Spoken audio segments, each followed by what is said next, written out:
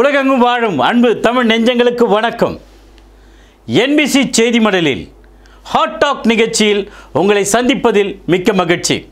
உலகளாவிய தமிழ் சொந்தங்களே, அன்பு உறவுகளே, இந்த நிகழ்ச்சி ஒரு பாரம்பரியத்தை சார்ந்ததோ மூட நம்பிக்கையை சார்ந்ததோ அல்ல. சத்தியத்தை சத்தியமாக உங்கள் மத்தியிலே கொண்டு வருவதும் நித்தியத்திற்கு நீங்கள் பயணிப்பதுமே இந்த நிகழ்ச்சியின் கிறிஸ்தவ விழிப்புணர்ச்சி நிகழ்ச்சியாக இருக்கிறது. பல ஆண்டுகளாக இந்த நிகழ்ச்சியை நீங்கள் பார்க்கிறீர்கள். இந்த நிகழ்ச்சினாலே அநேக திருச்சபைகள் சீர்பொருந்தி இருக்கிறது. போதகமார்கள் வேத அறிவை அடைந்திருக்கிறார்கள். தொடர்ந்து நிகழ்ச்சியை பாருங்கள். இன்றைய நாளிலும் கூட சுவாரஸ்யமான கேள்விகளோடு நான் வந்திருக்கிறேன். நமது அன்புக்குரிய டாக்டர் பீட்டர் சாலமன் ஐயா அவர்களை சந்திக்கலாம். வாருங்கள் அன்பு தமிழ் சொந்தங்களே. ஐயா வணக்கம். ஐயா வணக்கம். பரிசுத்த ஆவியானவர் அப்படின்றவர் நம்ம பலமுறை கேள்விப்பட்டிருக்கோம். தேற்றவாளன் அப்படின்ற ஒரு பெயர் இருக்கிறது. எதனால் அந்த பெயர் வந்தது ஐயா? கிறிஸ்தவ மார்க்கத்தில் கடந்த 2000 ஆண்டுகளாக ஒரு புதிரான சப்ஜெக்ட், ஒரு கன்ஃபியூஷன் டீச்சிங் அப்படின்னு ஒன்று இருந்தால் அது பரிசுத்த ஆவியை பற்றி தான். நிச்சயம். கிறிஸ்தவ மார்க்கம் அப்படின்றது 2000 ஆண்டுகளுக்கு முன்பாக எருசலேம் நகரத்தில் 33வது ஆண்டு தொடங்குது. 325வது ஆண்டு வாடிகன் நகரில் ரோமாபுரியில் கத்தோலிக்கம் துவங்குகிறது. 15வது நூற்றாண்டில் ஜெர்மானியில் மார்ட்டின் லூதர் புராட்டஸ்டன்ட் சமயங்களை துவக்குகிறார். 18வது நூற்றாண்டில் பெந்தேகோஸ்து சபைகள் கனடாவிலும் இலங்கையிலும் துவங்குகிறது. இந்த 3 வகையான பெரிய மக்கள், அவங்க தான் பெருவாரியான மக்கள் கிறிஸ்தவத்தில். இவர்களை தான் நம்ம கிறிஸ்தவ மதங்கள் என்று அழைக்கிறோம். ஏன் மதங்கள்னு அழைக்கிறோம்னா, புதிய ஏற்பாடு என்ன போதிக்கிறதோ அதில் மட்டும் நிற்காமல் வெளியே சென்று வெளி மதஸ்தாரோடு அங்கே அவர்கள் சம்பந்தம் கலந்து வழக்கங்களையும் பழக்கங்களையும் பண்டிகைகளையும் பாரம்பரியங்களையும் மனித தத்துவங்களையும் உள்ளே கொண்டு வந்துட்டாங்க. கூடுதலாக விக்கிரக வழிபாடும் உள்ளே வந்தது. அதனால் கிறிஸ்தவ மதத்தில் இருக்கிறவர்கள் அவிழ்க்க முடியாத ஒரு புதிராக அவர்கள் பார்க்கிற ஒரு சப்ஜெக்ட் தான் பரிசுத்த ஆவியானவர். நீங்கள் கத்தோலிக்கர் இடத்துல விசாரித்தால் உங்களுக்கு ரொம்ப அபூர்வமாக தெரியும். புராட்டஸ்டன்ட் மக்கள் மத்தியில் நீங்கள் விசாரித்தால் ரொம்ப வித்தியாசமாக தெரியும். பெந்தேகோஸ்தே மக்கள் மத்தியில் விசாரித்தால் அகோரமாக தெரியும். காரணம் என்னென்னா, கிறிஸ்தவத்தில் தூக்கி பிடித்து பேசுகிற ஒரு சொல்லே பெந்தேகோஸ்தே என்ற ஒரு வார்த்தை.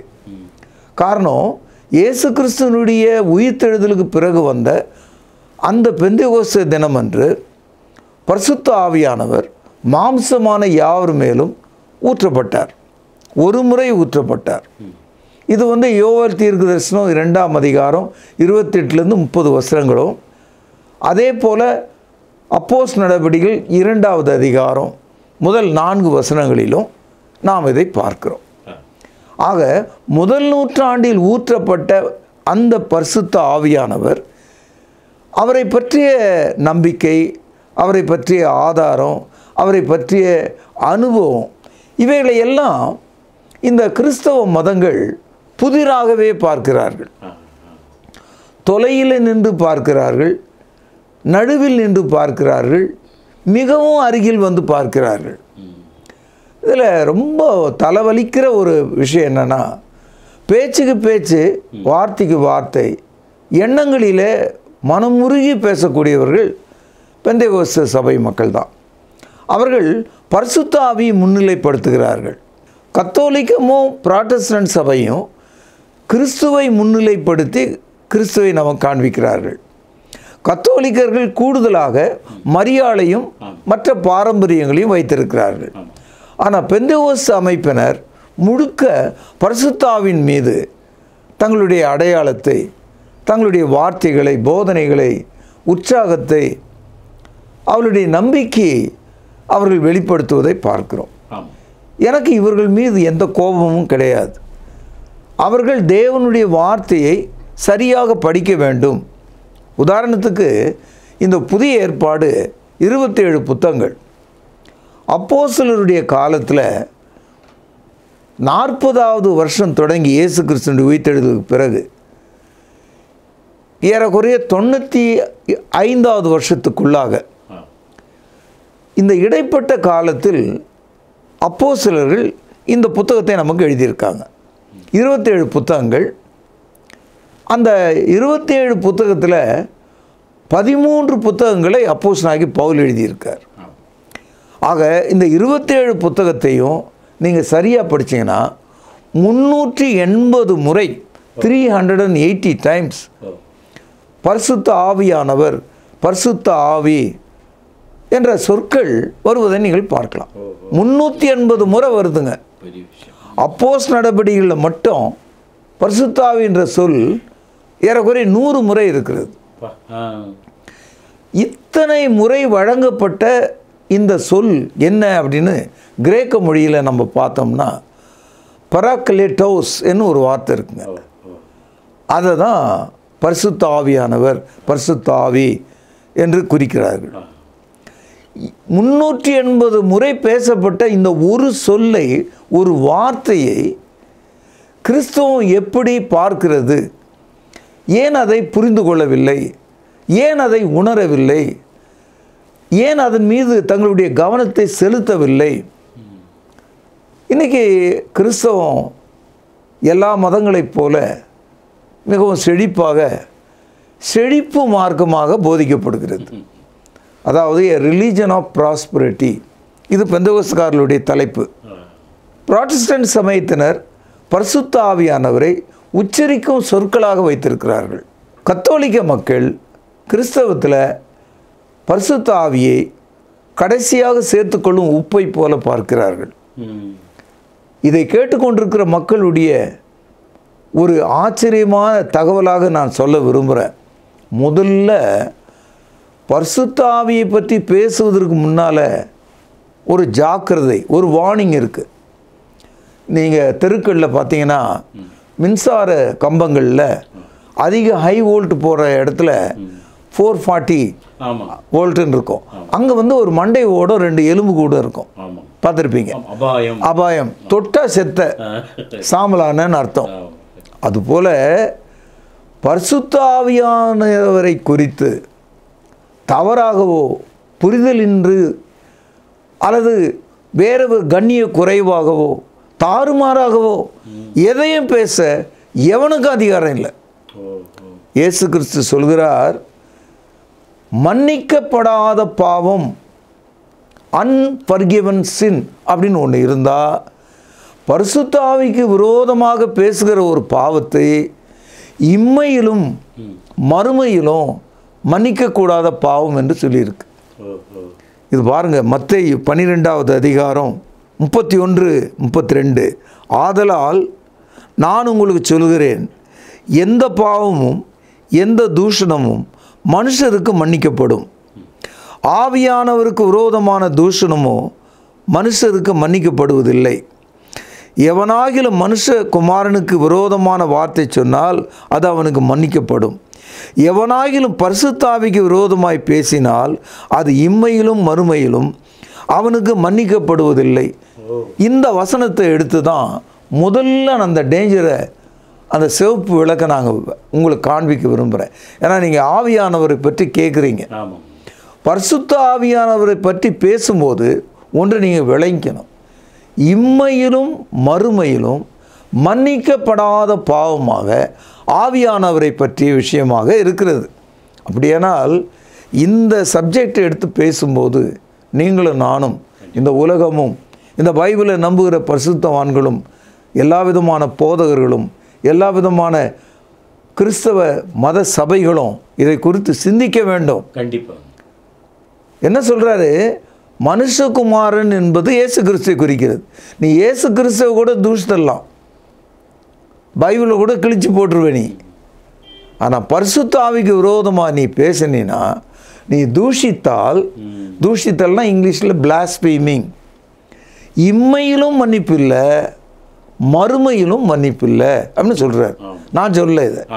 அப்போது இவ்வளோ தெளிவான வசனத்தை ஒருவன் வைத்துக்கொண்டு தாறுமாறாக ஒரு குடிகாரனைப் போல, ஒரு பைத்தியம் பிடித்தவனைப் போல, தள்ளாடுகிற ஒருவனைப் போல, ஏதோ ஒரு ஆகாயத்தை பார்த்து பேசுகிறவனைப் போல, ஒரு மலையை பார்த்து குலைக்கிற ஒரு நாய்க்குட்டியைப் போல நாம் இருக்க முடியாது. We need to be very, very careful to know this warning. One cannot speak against the Holy Spirit, and there is no forgiveness both in earth and also in heaven. Unpardonable sin. மன்னிக்கப்படாத பாவங்கள் என்று சொன்னால் முதல் இதுதான். அப்படியானால் நீங்கள் கேட்கிற இந்த கேள்வியை நான் எடுத்து உங்களுக்கு ஒரு பதில் சொல்வதாக இருந்தால், முதலாவது என்னுடைய ஆத்துமாவை நான் ஜாக்கிரதையாக பார்த்து கொள்ள வேண்டும். பரிசுத்த ஆவியானவருக்கு விரோதமாய் பேசுகிற ஒரு வார்த்தை அது எனக்கு எதிரடியானது, என் ஆத்துமாவுக்கு எதிரடியானது. ஆகவே இதை கேட்டுக்கொண்டிருக்கிறவர்கள் 380 முறை சொல்லப்பட்ட பரிசுத்த ஆவி என்ற அந்த சொல் உள்ள இந்த 27 புத்தகத்தை நீங்கள் படித்து பரிசுத்த ஆவியானவரின் அனுபவத்தையும் வல்லமையும் வழி நடத்துதலையும் நீங்கள் புரிந்து கொள்ள வேண்டும். நாம் புரிந்து கொள்வதற்காகத்தான் எல்லா மொழிகளிலும் அப்போஸ்தலர்கள் நமக்கு இந்த புத்தகத்தை கொடுத்தார்கள். முதல்ல கிரேக்க மொழியில் எழுதப்படும் போது பராக்லெட்டோஸ் என்ற வார்த்தை தான் இங்கே பயன்படுத்தப்பட்டிருக்கு. பரிசுத்த ஆவி என்பதற்கும் பரிசுத்த ஆவியானவர் என்பதற்கும் நிறைய வேறுபாடு இருக்கு. முதல்ல அதையே புரிஞ்சுக்கணும். பாருங்கள், 14வது நூற்றாண்டு வரைக்கும் ஹோலி கோஸ்ட் என்று மொழிபெயர்த்தாங்க. அதாவது வில்லியம் டெண்டல் என்ற மனிதன் மொழிபெயர்த்த வேதாகமத்து வரைக்கும் ஹோலி கோஸ்ட் என்று சொன்னாங்க. அதுக்கப்புறம் 16வது நூற்றாண்டு வரும்போது தான் கிங் ஜேம்ஸ் வெர்ஷனில் 1611 மொழிபெயர்ப்புகளில் ஹோலி ஸ்பிரிட் என்று அதை மொழிபெயர்த்தாங்க. ரெண்டு பேருமே சொல்வது நியாயமான கருத்து தான். இப்போது ஆவி என்று சொல்லும்போது அது உடலா நபரா என்று ஒரு கேள்வி வரும். ஸ்பிரிட்னு சொல்லும்போது it cannot shows whether he or she, only it leads to it. அதாவது அவன் அவள்னு சொல்லும்போது ஒரு நபரை குறிக்குது. அது என்று சொல்லும்போது அது ஒரு நபர் அல்ல, அக்ரிணையாக போயிடுது. பரிசுத்த ஆவியை நீங்கள் அக்ரிணையாக பார்க்கவே முடியாது. ஆவியானவர் என்று சொல்லும்போது அவர் நபர், இஸ் அ பர்சன். அப்போது நூமாஸ்ன்னு ஒரு வார்த்தை இருக்குது கிரீக்கில். நூமாஸ்னா காற்றுன்னு அர்த்தம். பெருவாரியான சபைகள் நூமாஸ் என்று தான் புரிந்து கொண்டிருக்காங்க. இதில் ரொம்ப பரிசுத்தாவியை மறுதளிக்கிற ஒரு கூட்டம் ஒன்று இருந்தால் அவர்களை தான் நம்ம யெகோவா சாட்சிகள்னு சொல்கிறோம். அவர்களிடத்திலிருந்து வடிகட்டி வந்தவங்க தான் அந்த புதிய ஏற்பாட்டு சபைகள். அந்த புதிய ஏற்பாட்டு சபைகளில் கூட ஒரு சில சபைகள் கிறிஸ்தவன் சபைன்னு சொல்கிறவங்க கூட பரிசுத்த ஆவியை குறித்து எந்த விதமான ஒரு அச்சமும் இன்றி, பயமும் இன்றி, அறிவும் இன்றி, எட்ட நின்று பார்க்கிற வேடிக்கை பார்க்கிறவர்களைப் போல பரிசுத்த ஆவியை நினைத்து கொண்டிருக்கிறாங்க. ஏனென்றால் அவர்களுடைய வாழ்க்கையில் அனுபவம் இல்லை. இப்போ நீங்கள் எனக்கு சொல்கிறீங்க, ஐயா இந்த ஒயரை தொடாதீங்க ஷாக் அடிக்குன்னு சொல்கிறீங்க. அதுலேருந்து நான் புரிஞ்சுக்கிட்டேன் தொட்டால் ஷாக் அடிக்கும்னு.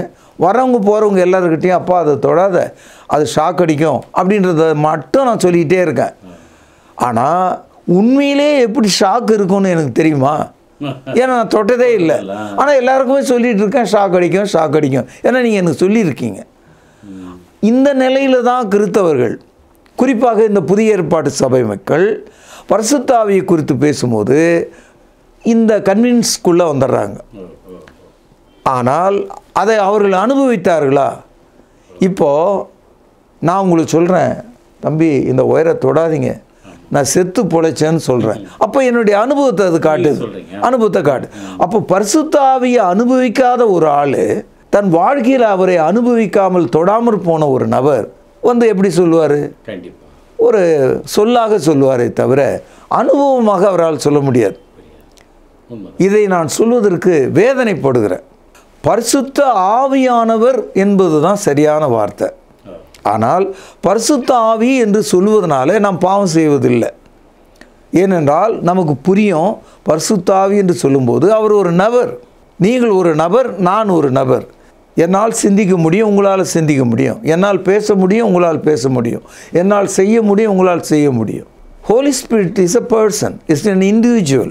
அதாவது தேவன் எனப்படுகிற தத்துவத்துக்குள்ள பிதா ஒரு நபர், குமாரன் ஒரு நபர், பரிசுத்த ஆவியானவர் ஒரு நபர்.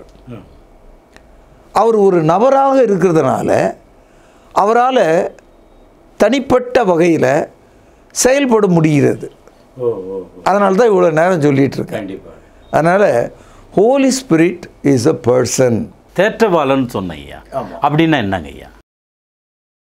இப்போது நீங்கள் ஒரு மனிதன், உங்களுக்கு ஒரு பெயர் வச்சுருக்காங்க, குணசேகரன் என்பது அந்த பெயர், ரொம்ப அழகான தமிழ் பெயர்.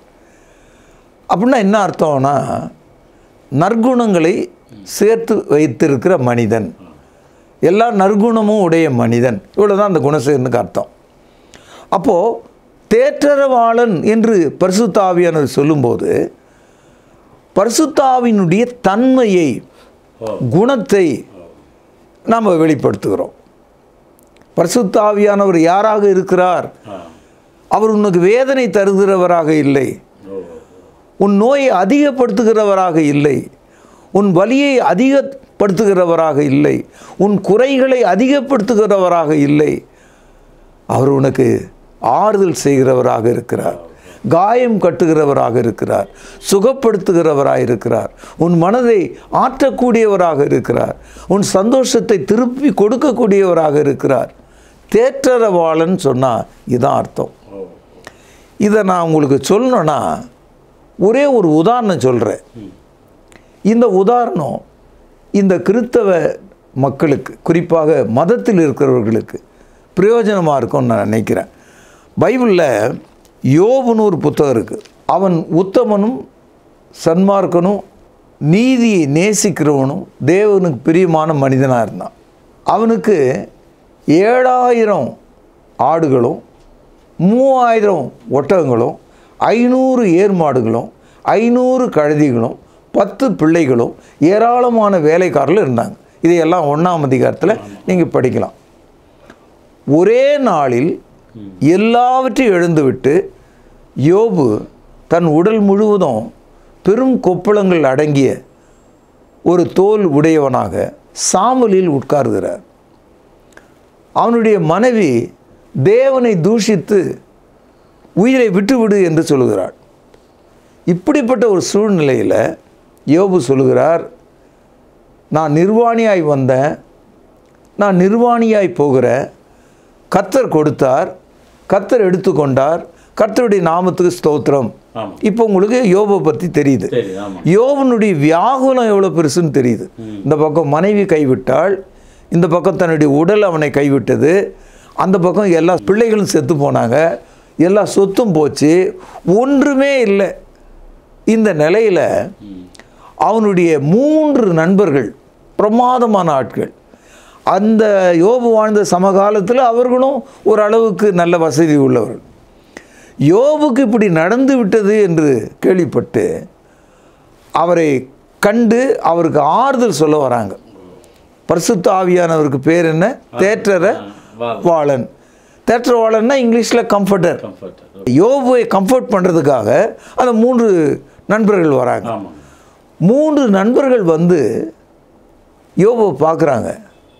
யோபு அடையாளம் தெரியாத ஒரு மனிதனாக சாம்பலில் இருக்கிறார்.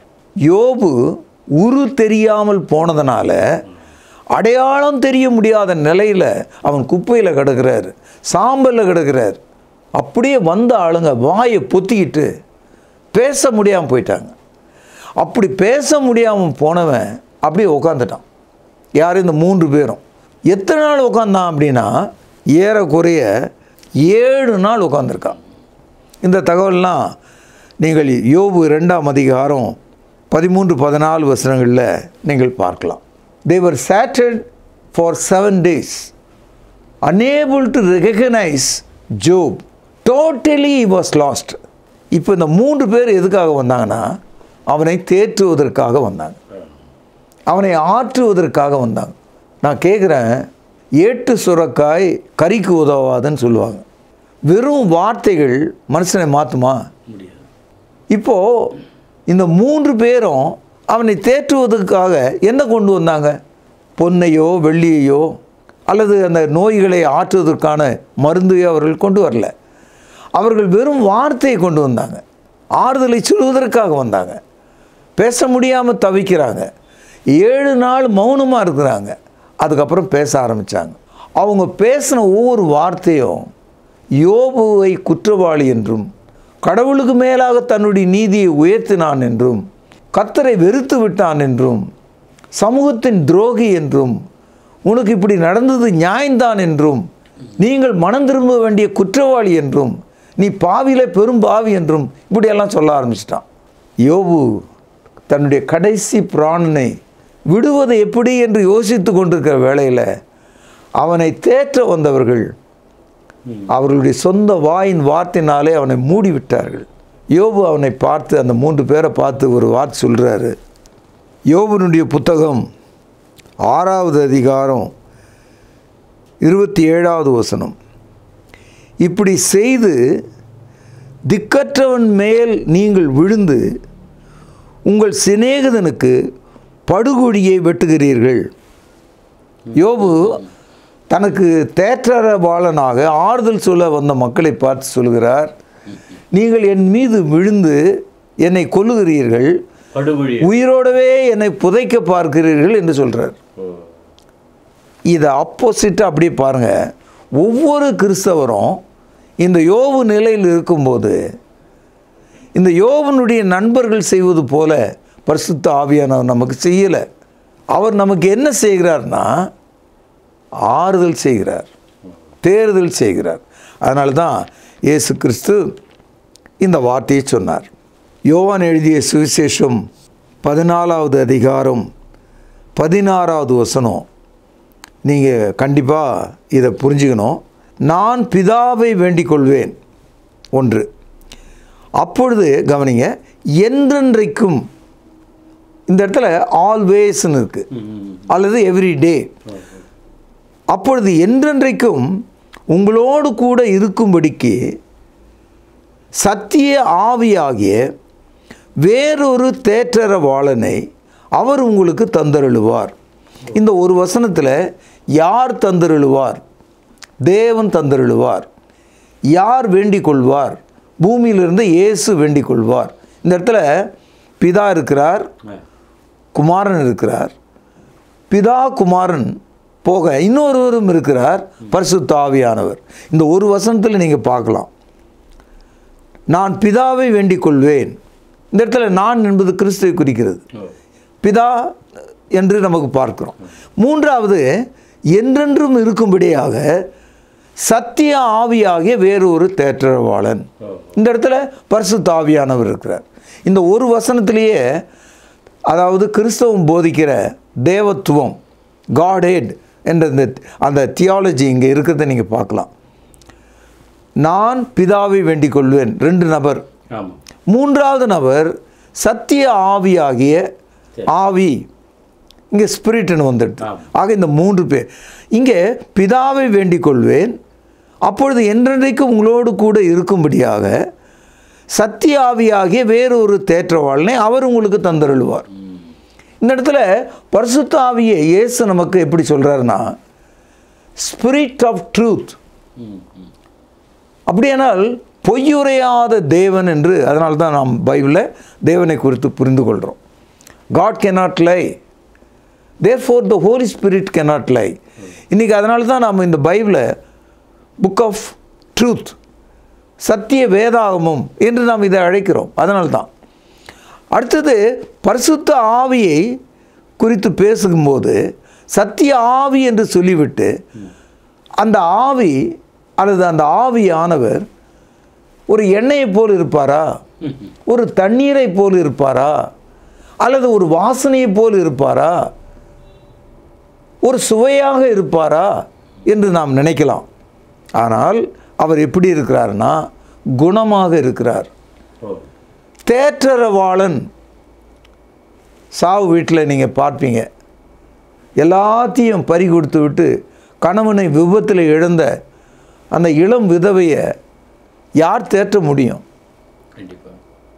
சொந்த பந்தமெல்லாம் வந்து கட்டி பிடிச்சி அவளுடைய கண்ணீரை துடைத்து, நான் இருக்கிறேன், நாங்கள் இருக்கிறோம், நீ கவலைப்படாத, என் வீட்டுக்கு வந்துரு தங்கச்சி, நான் உன் பிள்ளைகளை படிக்க வைக்கிறேன்னு சொந்த அண்ணனும் தம்பியும் சொல்லுவாங்க இல்லையா, தேற்றுவார்கள்.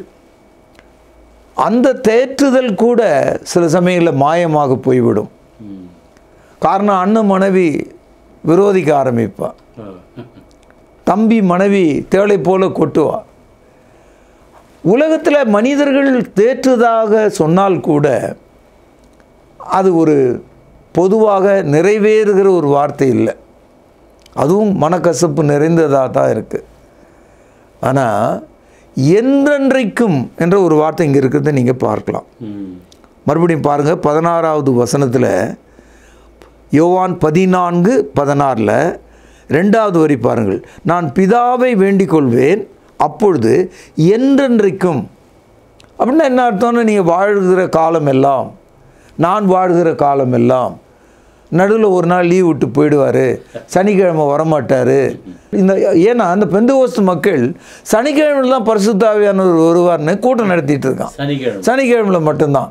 இப்போ நடத்துகிறாங்களான்னா அது வேறு விதமாக போச்சு. ஆனால் முன்னெல்லாம் அப்படி தான். சாட்டர்டே வந்து காத்திருப்பு கூட்டம் அப்படின்னு சொல்லுவாங்க, waiting for the Holy Spirit. சாட்டர்டேயில் தான் வருவார்னு அவங்க நினைக்கிறான். ஆனால் என்றென்றைக்கும் என்று சொல்லும்போது ஒரு பகல், ஒரு இரவு, ஒரு நாள், நீ வாழ்கிற நாளெல்லாம் என்றென்றைக்கும் உங்களோடு கூட இருக்கும்படிக்கு சத்திய ஆவியாகிய தேற்றரவாளன்.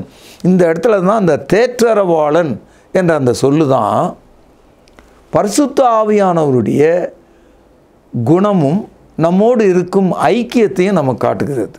தேற்றரவாளன் அப்படின்னு சொன்னால் நெஞ்சுக்கு நெஞ்சாக, இரத்தத்துக்கு இரத்தமாக, தோலுக்கு தோலாக, எலும்புக்கு எலும்பாக, உயிருக்கு உயிராக ஒருவர் இருக்க முடியுமா? ஆவியானவர் நமக்கு அப்படி இருப்பார்.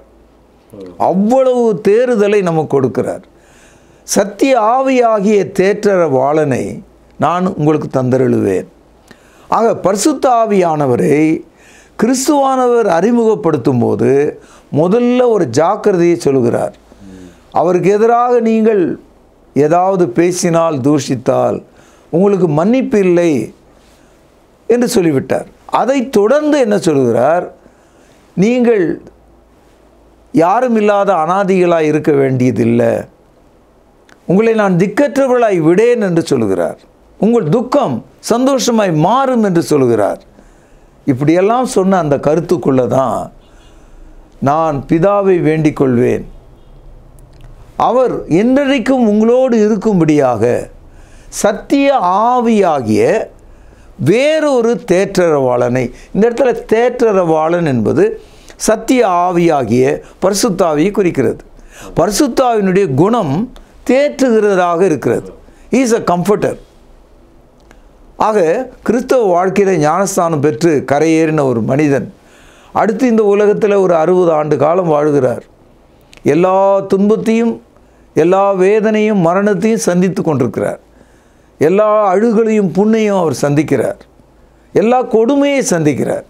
ஆனால் கிறிஸ்தவர் தனக்குள்ளே ஆவியை உடையவராக இருக்கிறதுனால, பரிசுத்த ஆவியானவர் அவருக்குள்ளே வாக்குத்தத்தம் பண்ணப்பட்டதுனால, அவர் நம்பிக்கையுள்ள ஒருவராக, தேவ மனிதராக, தேவ பிள்ளையாக, பலமுள்ள ஒருவராக அவர் இருக்க முடியும். இதுக்காக தான் அப்போஸ்தலர்களுக்கும் சரி, நமக்கும் சரி, இந்த 2 வசனத்தை இந்த கிறிஸ்தவத்தில் உள்ள புதிய ஏற்பாட்டு சபை, இந்த கிறிஸ்டின் சபை என்ற ஆட்கள் அந்த பக்கமே போக மாட்டாங்க.